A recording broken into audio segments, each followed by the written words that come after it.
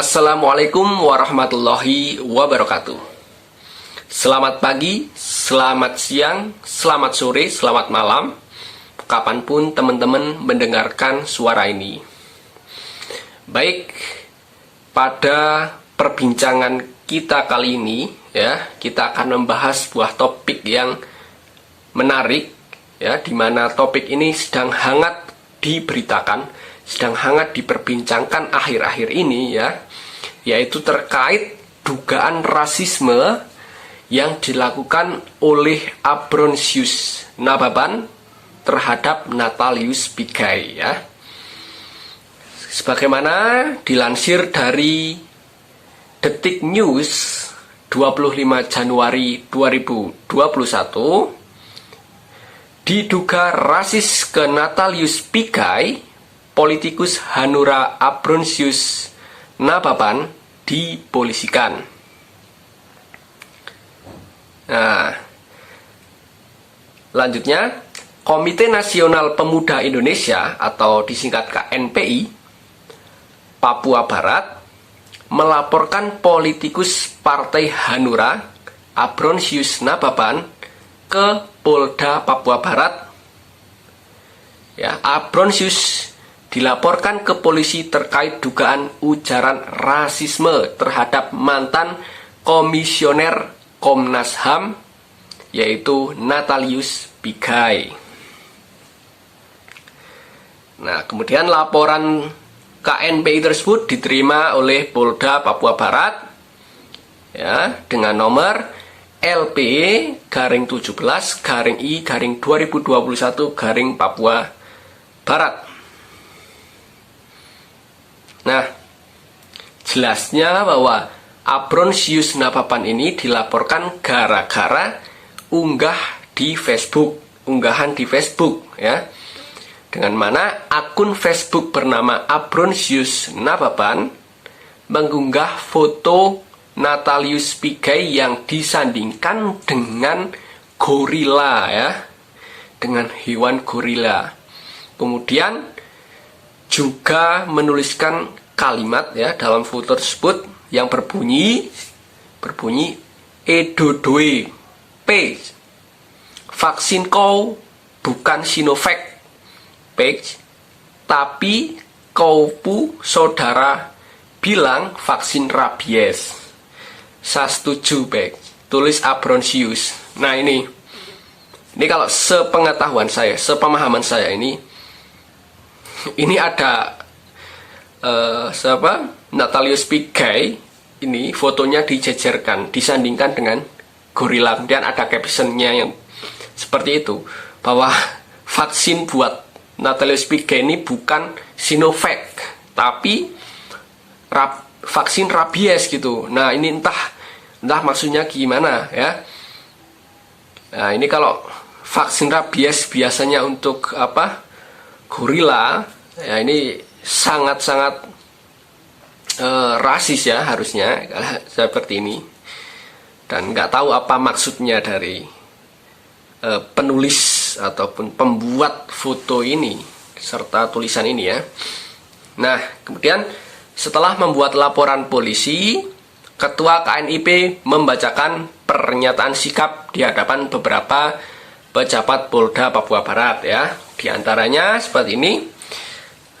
Ketua KNIP Adam menuturkan bahwa KNIP Papua Barat mengecam sikap Ambrosius Nababan kepada Natalius Pigai.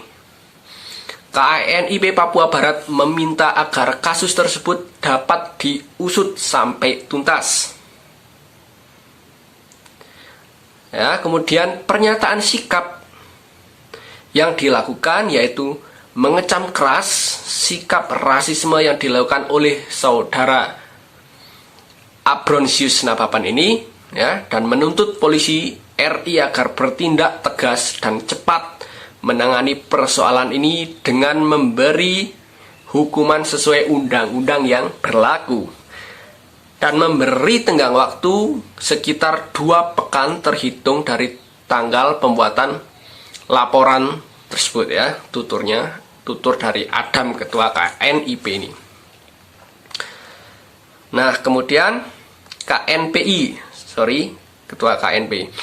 Nah, kemudian serta mengajak seluruh elemen pemuda di Papua Barat agar mengawal kasus ini hingga tuntas, mengimbau kepada seluruh elemen masyarakat untuk tidak terprovokasi dan menahan diri serta mempercayakan kasus ini sepenuhnya kepada pihak kepolisian.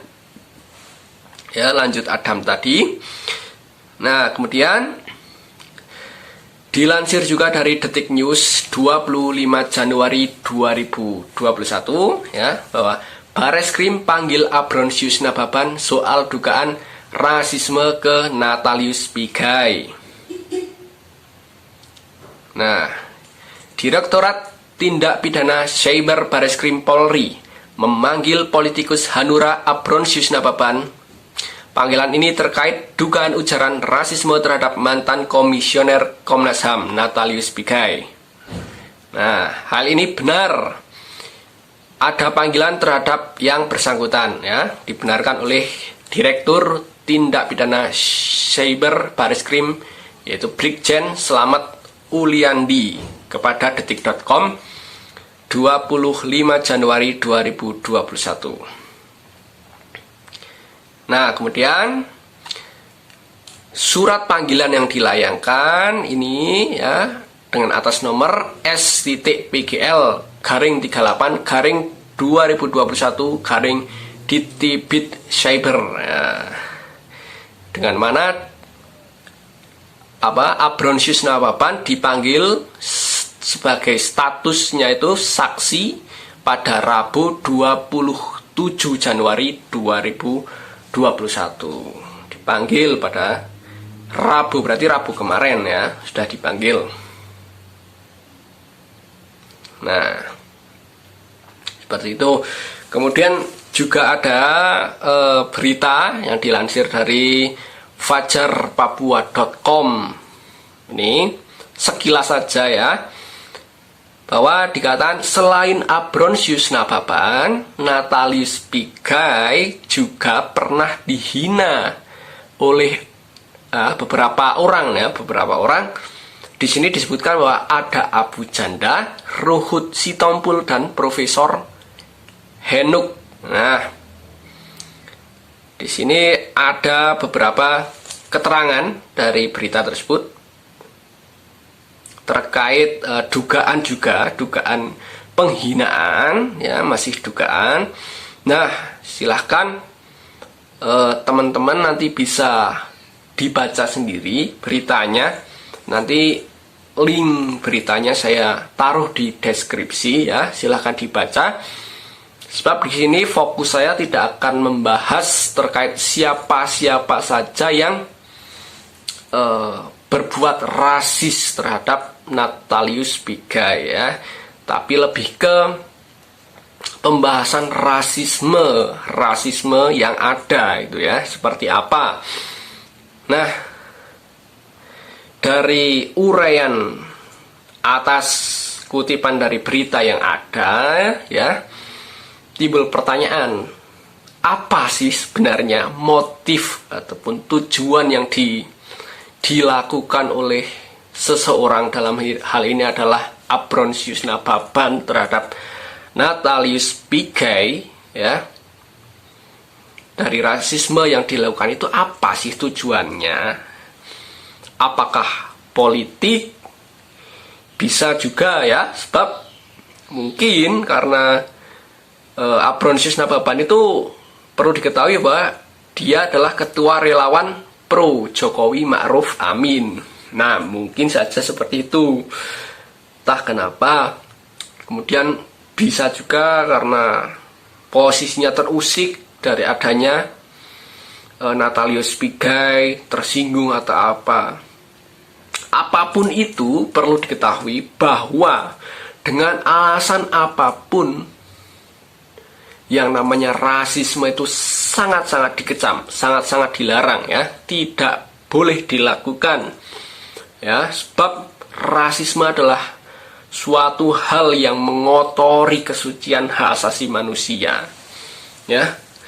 dari Sabang sampai Merauke itu semua keluarga kita.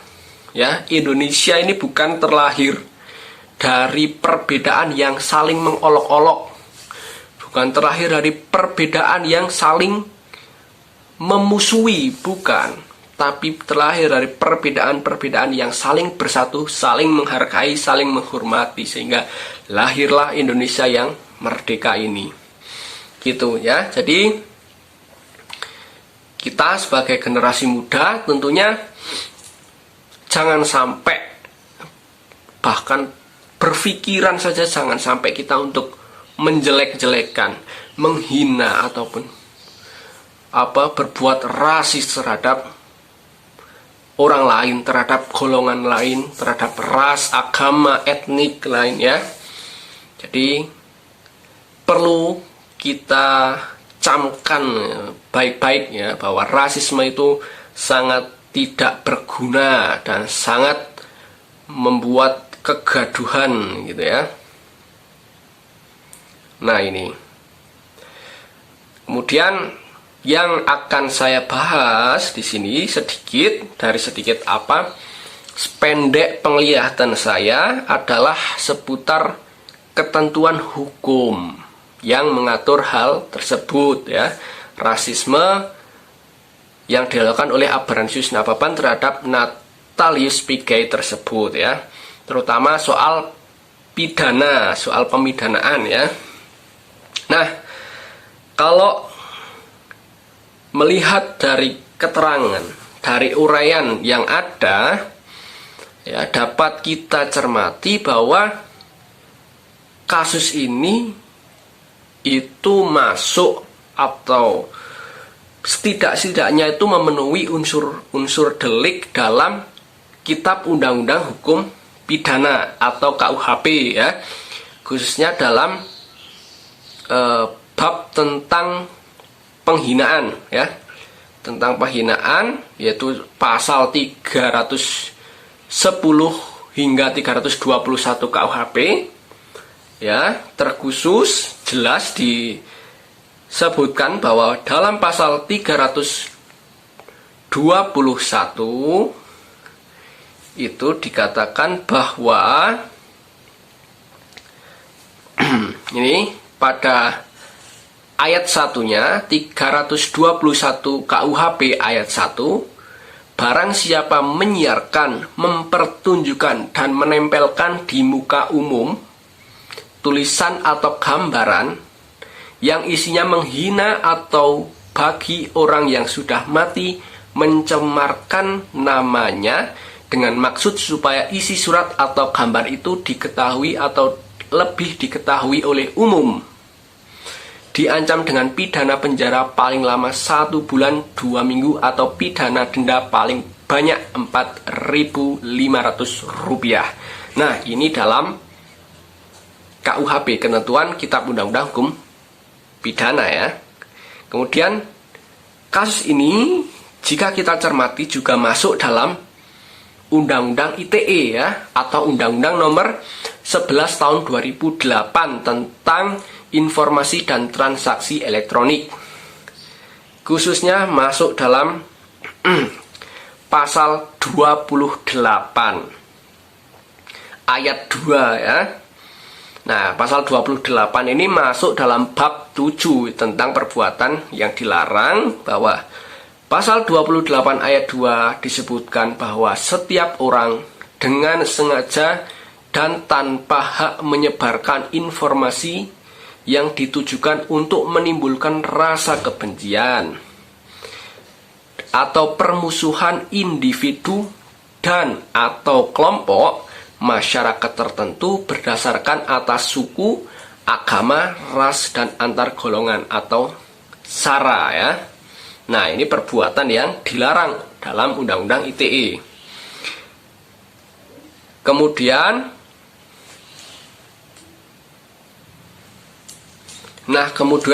ketentuan pidana dalam Undang-Undang ITE ini terkait rasisme berdasarkan kasus tadi itu dapat dilihat dalam pasal 45 Undang-Undang ITE ya.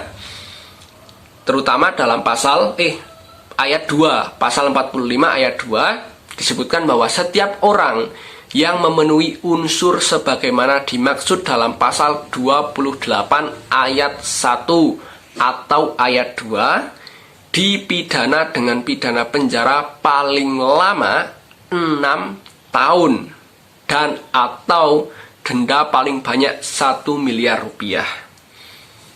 Ini kalau berdasarkan Undang-Undang ITE, pidananya adalah 6 tahun maksimal dan atau 1 miliar denda ya. Kemudian kasus ini juga dapat kita lihat bahwa masuk dalam Undang-Undang Nomor 40 Tahun 2008 tentang penghapusan diskriminasi ras dan etnis. Nah, dalam ketentuan ini sangat jelas teman-teman ya, terutama dalam pasal 4B junto pasal 16 ya. Sebagaimana pasal 4B ini masuk dalam bab 3 tentang tindakan diskriminatif. Ya. Pasal 4B disebutkan ya bahwa menunjukkan kebencian atau rasa benci kepada orang karena perbedaan ras dan etnis yang berupa perbuatan ya. Poin satunya adalah membuat tulisan atau gambar untuk ditempatkan, tempelkan atau disebarluaskan di tempat umum atau tempat lainnya yang dapat dilihat atau dibaca oleh orang lain. Nah, perbuatan seperti ini ya itu termasuk diskriminatif ya, sesuai dalam bab tindakan diskriminatif, yaitu menempatkan sebuah gambar gitu ya di tempat umum atau tempat lain dapat dilihat, dibaca gitu ya, yang menunjukkan sebuah kebencian atau rasa benci karena perbedaan ras dan etnis, itu termasuk perbuatan diskriminatif.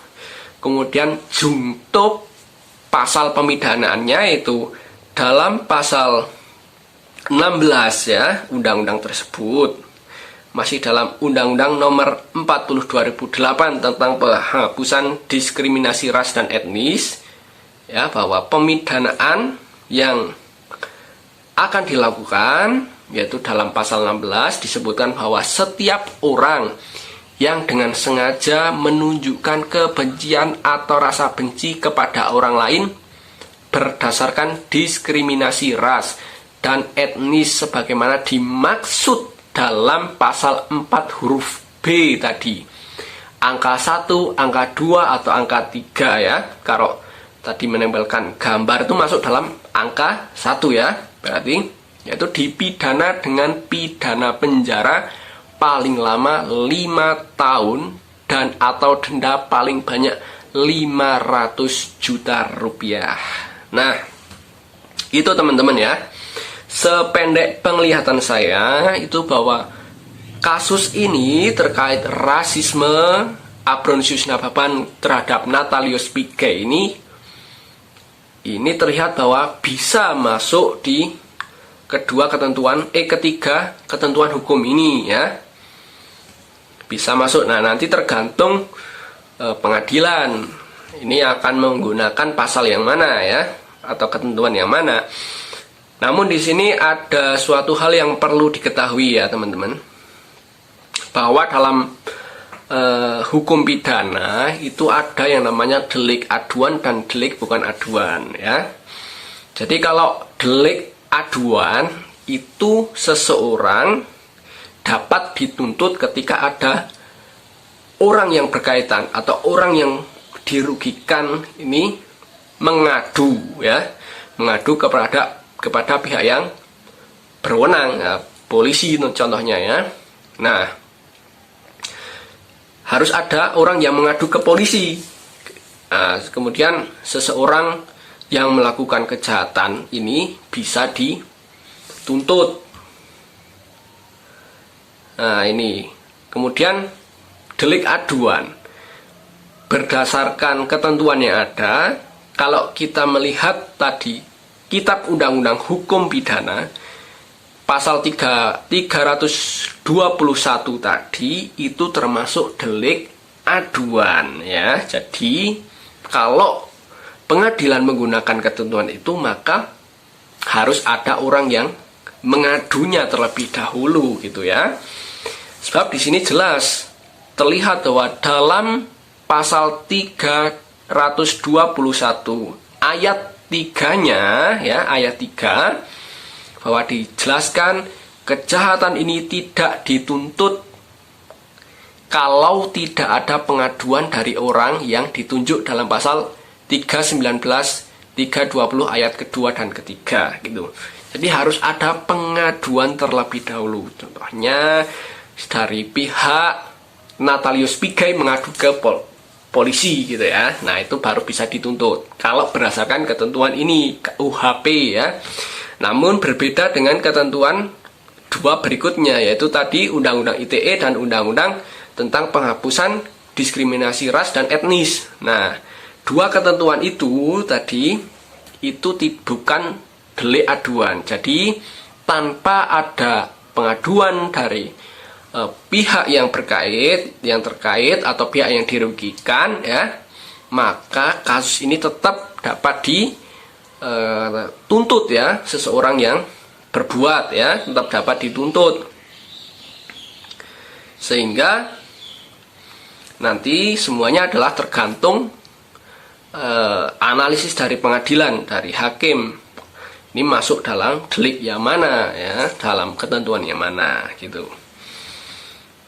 Intinya gini teman-teman ya, diskriminasi dalam hal ini khususnya rasisme itu sangat dilarang.